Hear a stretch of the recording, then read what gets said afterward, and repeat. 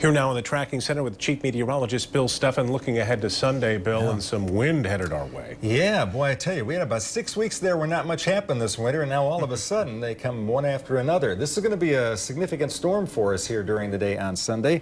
Already the National Weather Service issuing a winter storm watch. This does not start until Sunday morning at 7 o'clock, but will include everybody. The main threat is going to be wind, though there'll be other concerns as well. Here's what we're looking at. We're going to see sustained winds of around 30 miles an hour with gusts up to 50 miles an hour. There could even be a gust to 60 miles an hour. Best place for that would be at the Lake Michigan shoreline.